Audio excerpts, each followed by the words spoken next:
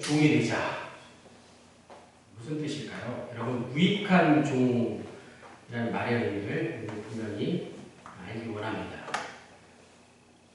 중국에서 선교를 하던 한 선교사가 홍수에 떠내려가게 되었습니다. 그때 어떤 중국 본토 사람이 이 선교사를 구해주었죠. 선교사가 너무 고마워서 일생 동안 이 은혜를 기억하며 살겠다고 이름만이라도 좀 가르쳐달라고 그렇게 중국 사람에게 생명을 살려준 자신의 생명의 은인인 중국 원주민에게 요청을 했죠. 뭐 이런 경우가 있지 않겠습니까? 내가 어떤 그 은혜를 입었을 때 그 사람, 은혜를 베푼 사람의 이름이라도 기억하고 싶잖아요. 그랬더니 껄껄껄 웃으면서 예수를 안 믿는다고 생각했겠죠. 이렇게 얘기하죠. 강도 만난 사람을 도와준 선한 사마리아인의 이름이 있다면 그 이름을 나에게 말해주십시오. 무익한 종의 의미가 오늘 이 예화에 그대로 고스란히 담겨져 있습니다. 자, 무익한 종의 의미, 우리가 혼동하는 경우가 있습니다. 개역, 개정, 한글 성경, 개역, 개정, 신약 성경에 무익한 종은 2번 나오죠. 물론 구약에 무익한 종의 말씀이 나오긴 하지만 정확하게 무익한 종이라는 단어는 2번 나오더라고요. 신약 성경에 마태복음 25장에 나오고 오늘 누가복음 17장에 나오는데 다른 의미죠. 한글로 번역할 때 무익한 종이라고 같은 단어로 번역했기 때문에 우리가 혼동할 수가 있어요. 그리고 학교에서나 직장에서나 교회에서도 역시 우리는 유익한 종이 되라고 가르치기 때문에 무익한 종은 나쁜 거라고 생각할 수 있습니다. 오해할 수 있다. 제목에 나오는 무익한 종은 마태복음 25장에 나오는 무익한 종과 다른 뜻이라는 사실입니다. 자, 마태복음 25장 이야기는 이런 것이죠. 어떤 주인이 타국에 갈 때 그 종들을 불러서 자기의 소유를 맡기는데 각 재능대로 한 사람에게 5달란트, 또 한 사람에게는 2달란트, 마지막 한 사람에게 1달란트를 맡기고 주인이 타국으로 갔을 때 남은 사람들이 열심히 2사람은 열심히 일해서 5달란트를 더 남기고 2달란트를 더 남겼는데 마지막이 한 사람은 겁이 나서인지 두려워서인지 1달란트를 어떻게 했죠? 땅 속에 묻어두었다가 주인이 왔을 때 꺼내자 주인이 뭐라고 말했나요? 마태복음 25장 26절에 악하고 게으른 종아. 악하고 게으른 종이 무익한 종의 의미 아니겠습니까? 30절에 이 무익한 종을 바깥 어두운 데로 내쫓으라. 거기서 슬피 울며 이를 갈리라. 이 이야기의 무익한 종과 오늘 본문에 나오는 무익한 종은 다릅니다. 우리는 착하고 충성되는 종이 되어야지, 쉽게 말해서 유익한 종이 되어야지, 마태복음 25장에 나오는 무익한 종이 되어서는 안 된다는 고정관념입니다. 영어 성경에는 번역을 다르게 했습니다. 마태복음의 무익한은, 죄송합니다, worthless 이렇게 번역이 되어 있습니다. 누가복음 오늘 보면은 unworthy 이렇게 되어 있습니다. 영어를 하시는 분들 분명히 다른 의미죠. 그래서 마태복음에 나오는 무익한 종의 무익한의 뜻은 가치 없는, 쓸모없는 이라는 뜻입니다. 누가복음에 나오는 무익한 종의 무익한의 뜻은 자격이 없는 이라는 뜻이에요. 특히 존경받을 자격이 없는, 중요한 직책이나 신분의 사람에게서 나오는 것으로 어울리지 않는 이라는 뜻입니다. 분명히 다릅니다. 오늘 말씀은 무익한 종의 이야기를 통해서 무엇을 말하고자 하는 이야기일까요? 믿음에 대한 권면. 누가복음 17장 1절에서 10절까지를 보면 제자들에게 들려주시는 예수님의 말씀 정리를 해보겠습니다. 1절에서 2절은 다른 사람을 죄짓게 하는 자들에 대해서 경고해 주시는 말씀이고 3절에서 4절은 회개하는 자에 대한 용서의 말씀이고 5절에서 6절은 믿음의 능력에 대한 말씀입니다. 마지막 7절에서 10절은 종의 의무에 대한 말씀으로 이어지고 있습니다. 자, 우리가 읽은 세 번째 말씀에 해당하는 5절로 10절 말씀은 믿음을 더하여 달라, 믿음의 능력을 요청하는 제자들의 그 질문에 예수님께서 들려주신 이야기입니다. 그 얘기가 무익한 종의 이야기라는 거예요. 자, 우리 신앙의 핵심이 무엇인가요? 바로 하나님을 바라보는 올바른 믿음에 있다는 것이죠. 서로들 믿음에 대한 생각이 다 다를 수 있는데 우리가 어떻게 하면 올바른 믿음을 가지고 신앙생활을 할 수 있을까? 하나님의 말씀을 제대로 알아들어야겠죠. 하나님의 말씀을 주야로 묵상하는 자에게 하나님의 말씀을 통한 깨달음을 주신다는 사실입니다. 우리가 하나님을 믿는 만큼 우리의 삶 또한 하나님께 맡길 수 있어야 되고 하나님 앞에 맡긴 것만큼 우리의 삶이 동시에 우리의 신앙생활과 또 우리의 직장생활과 우리의 사회생활이 함께 동반 성장할 수 있다는 사실입니다. 교회생활 따로, 신앙생활 따로, 직장, 사회생활 따로가 아니라는 것이죠. 자, 5절 말씀 제자들은 분명하게 우리에게 믿음을 더하소서 이렇게 말씀했습니다. 근데 여기서 제자들이 말한 그 믿음은 믿음의 양을 말하는 것이죠. 제자들은 믿음의 양, 믿음의 분량, 얼마나 많은 것을 믿고 어떻게 일을 할까 여전히 우리의 그 믿음하고 좀 비슷하지 않습니까? 그것에 대해서 이야기했다는 것이죠. 그랬더니 예수님께서 갑자기 겨자씨 이야기를 들려주시네요. 너희에게 겨자씨 할 만한 믿음이 있었더라면 이 뽕나무더러 뿌리가 뽑혀 바다에 심기어라 했을 것이요. 예수님의 이 직설적인 말씀은 너희에게 우리에게 이 겨자씨만한 작은 믿음도 없다는 말씀 아니겠습니까? 믿음의 양을 더 늘려주십시오. 내가 가지고 있는 믿음이 이 정도인데 더 많은 믿음의 분량을 갖기를 원합니다. 말씀드렸더니 내가 가진 그 믿음은 겨자씨 할 만한 믿음도 못 된다. 이렇게 말씀해 주셨습니다. 제자들은 믿음의 양에 대해서 관심이 있었는데 예수님이 들려주신 믿음에 대한 말씀은 양이 아니라 무엇이죠? 질이죠, 질. 믿음의 질에 대해서 예수님이 말씀해 주기 시작하십니다. 그 이야기가 오늘 무익한 종에 대한 말씀이 아니겠습니까? 자, 그래서 살아있는 믿음이란 무엇인가? 자, 오늘 7절에서 10절까지 누가복음에만 나오는 무익한 종의 이야기를 우리가 다시 나눠 보겠습니다. 여러분 본문을 읽을 때 무익한 종의 그 태도라든지 무익한 종의 의미를 잘 어떻게 공감하셨나요? 무익한 종이란 이런 사람이구나 어떻게 좀 감이 오십니까? 마태복음 25장에 나오는 그 무익한 종의 의미를 여전히 생각하고 계시면 안 됩니다. 어떤 종이 있었는데 이른 아침 일찍 일어나서 하루 종일 들에 나가서 일을 하고 저녁 늦게 돌아왔습니다. 그러자 주인이 종에게 말합니다. 빨리 저녁 준비를 하거라. 몸이 피곤한데 주인 저녁 준비를 해야 됩니다. 종은 하루 종일 밭에서 수고하고 돌아와서 몸이 천근만근 피곤하지만 하루 종일 집에서 편히 쉬고 있던 주인을 위해서 빨리 부엌으로 들어가서 음식을 준비해 가지고 나왔습니다.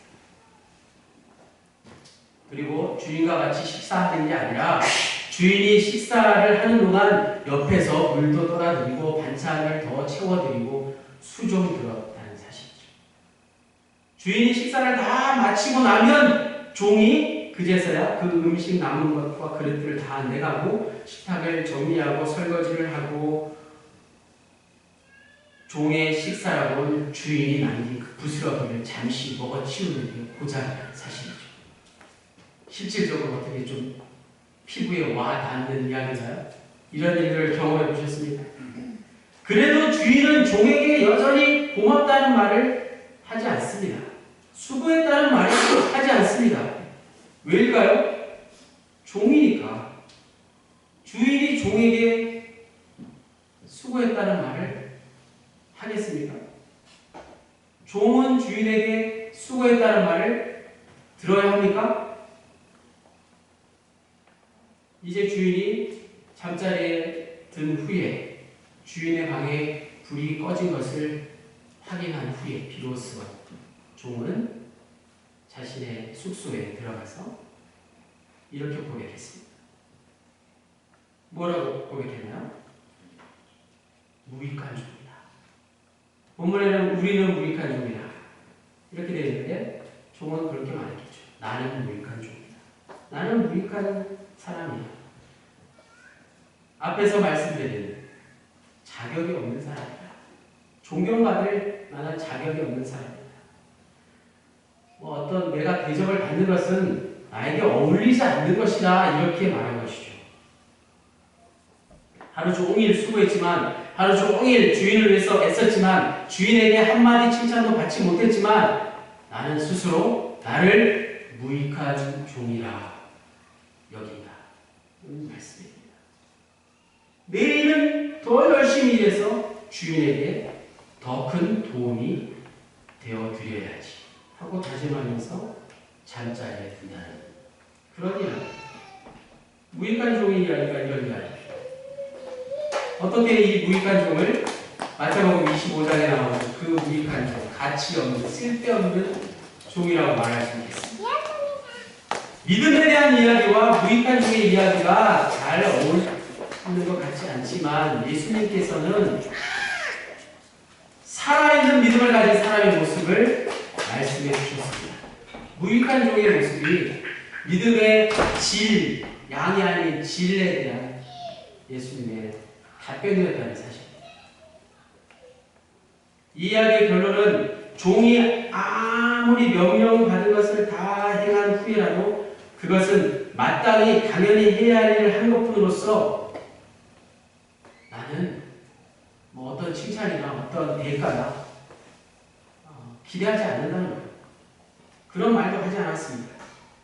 그런데 이 비유에 나오는 이 무익한 종은 노예와 같은 신분을 가진 자입니다. 우리 기독교인들이 바로 종이고 노예이고 무익한 종이라는 말씀이죠. 그래서 오늘 말씀 제목이 우리가 잘못 알고 있던 그 무익한 종이 아니라 오늘 본문에서 말씀하신 그 무익한 종이 되자 아니겠습니까? 그리스도인, 즉 예수님의 제자들이 예수님께 명령받은 것을 다 행했다 하더라도 그것은 마땅히 해야 할 일을 한 것뿐이지 마치 종이 자기 의무를 다했다고 주인의 특별한 사례를 기대할 수 없다는 사실. 하나님으로부터 어떤 특별한 보상을 우리는 요구할 수 없는 자들입니다. 그런 자격이 없는 자들. 그런 것이 그리스도인에게 어울리는 모습이 아닌다는 사실. 작은 자 중에 하나를 실족시키는 잘못을 범했다 할지라도 그리고 제지은 형제를 잘 충고하고 또 그들이 회개했을 때 용서하는 일을 믿음으로 가지고 잘 수행했다 하더라도 오늘 누가복음 17장 앞에 나오는 그러한 어떤 일을 다 완벽하게 수행했다 할지라도 그것이 하나님 앞에 특별한 공로나 어떤 자랑거리도 될 수 없다는 사실을 말씀해 주고 있는 것입니다. 이 말씀 앞에 온전한 사람이 누가 있겠습니까? 우리가 어찌 이런 무익한 종이라고 할 수 있겠습니까? 그래서 우리는 회개할 뿐이죠. 이런 마음을 갖지 못했다는 사실을 인정하고 주님께 고백하는 것입니다. 이런 마음으로 살지 못했다는 것을 아는 게 중요한 것입니다. 성령님께서 우리에게 지금 무익한 종의 마음을 주시기를 원합니다. 우리의 마음속에 우리가 무슨 일을 하는지 은혜와 감사가 넘치게 해달라는 간구가 바로 무익한 종이 되게 해달라는 기도와 간구가 되는 줄 믿습니다. 그럴 때 비로소 무익한 종이 되었을 때 우리는 하나님의 은혜와 축복을 경험하게 될 것입니다. 무익한 종과 같은 사람이 바로 살아있는 믿음을 소유한 사람입니다. 이러한 사람이 앞에 나온 그 예처럼 우리가 도저히 잘 이해할 수 없는 믿기지 않는 그 예 있지 않습니까? 뽕나무더러 뽑혀서 바다에 신겨라 했을 때 순종할 수 있는 사람, 그 사람이 무익한 종의 마음을 가진 사람 아니겠습니까? 죽도록 수고하고도 일한 것이 없다고 하는 이 마음, 그 믿음으로 살아가는 그리스도인이라면 무슨 일을 하더라도 어떤 불만이 생길 수 있겠습니까? 불행이 있을 수 없습니다. 가정생활과 직장생활과 신앙생활 모두가 마치 자녀를 위해서 수고하는 부모의 마음처럼, 아내의 마음처럼, 남편의 마음처럼 무익한 종의 마음과 통할 수 있다는 것입니다. 무엇이나 내가 하는 일은 다 부족하다고 겸손히 고백하는 것. 수고하고도 오히려 죄송하다는 마음이 생길 때 그것이 무익한 종의 마음이 되는 줄 믿습니다. 인간이라는 존재는 실상 무익한 존재라는 사실을 깨닫게 되는 것이죠. 인간이라는 존재 자체가 하나님 앞에 무익한 존재라는 사실, 그것을 인정하는 게 올바른 믿음이죠. 진짜 믿음입니다. 성숙한 믿음, 믿음의 질이 높아지는 그런 믿음. 이런 믿음을 가진 사람은 수고를 하더라도 뭔가 부족하기에 스스로 나는 무익한 종이라고 말할 수 있습니다. 당연히 마땅히 해야 할 일을 했을 뿐이지 나는 아무것도 아닙니다. 이런 고백이 나오는 것이죠. 다른 것은 다 들어봤는데 오늘 본문에 나오는 이 무익한 종이라는 말씀은 우리가 잘 들어보지 못하고 오해하고 있었지 않나. 무익한 종의 대표적인 삶을 산 사도 바울의 이야기를 우리는 기억합니다. 그는 무익한 종의 삶을 삶으로 놀라운 하나님의 능력을 많은 사람들에게 전할 수 있었고, 그가 가는 곳마다 성령의 역사가 이루어지고 그가 가는 곳에서 주님의 공동체가 이루어질 수 있었습니다. 평생 아마도 사도 바울은 이 무익한 종의 마음을 간직하고 살지 않았을까요? 로마서 14장 7절에서 8절 같이 읽어보겠습니다. 258페이지. 로마서 14장 7절 8절 말씀 다 같이 한 목소리로 읽겠습니다. 258페이지. 로마서 14장 7절 8절 시작. 우리 중에 누구든지 자기를 위하여 사는 자가 없고 자기를 위하여 죽는 자도 없도다. 우리가 살아도 주를 위하여 살고 죽어도 주를 위하여 죽나니 그러므로 사나 죽나 우리가 주의 것이로다. 아멘. 이 말씀이 무익한 종의 말씀과 그대로 일치가 되지 않습니까? 그러므로 우리가 목표하는 새로운 목표가 생겼습니다. 무익한 종이 되는 것입니다. 사나 죽으나 우리는 주님의 것이기 때문입니다. 주님의 종, 주님의 노예이기 때문이죠. 주님의 노예, 주님의 종이라는 사실입니다. 나는 무익한 종입니다. 다 같이 따라해보겠습니다. 나는 무익한 종입니다. 나는 무익한 종입니다. 나는 부족합니다. 나는 부족합니다.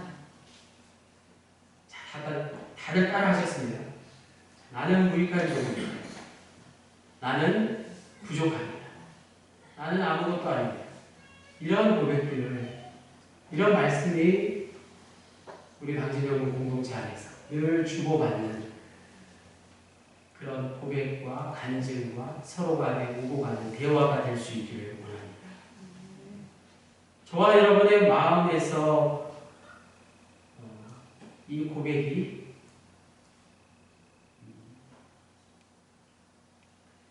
온전히 주님을 향한 고백으로 이어질 때, 또 저 세상 속에서 그 삶을 통해서 동일한 고백이 나가질 때 주님의 은혜와 사랑이 저와 여러분 모두에게, 우리 반진영에 충만하게 임하실 줄 믿습니다. 무익한 종으로 살아가는 저와 여러분 되시기를 간절히 축원합니다. 주님, 우리의 영혼이 날마다 무익한 종의 모습으로 나는 아무것도 아닙니다. 나는 부족합니다. 그저 주님의 종이요 주님의 노예된 자요, 주님을 닮아가는 거룩한 모습으로 변화되지 원하오니 주님의 말씀 달게 받게 하시고, 주님의 말씀 잊지 않게 하시고, 주님의 말씀들을 기억하며 내가 행하는 모든 일 예수 그리스도의 십자가의 모습으로 겸손하고 더 낮아지고 더 천한 곳으로 향하는 우리의 섬김이 되기를 간절히 빌고 나올 때에 예수 그리스도의 이름으로 기도하였습니다. 아멘. 함께 일어나셔서 621장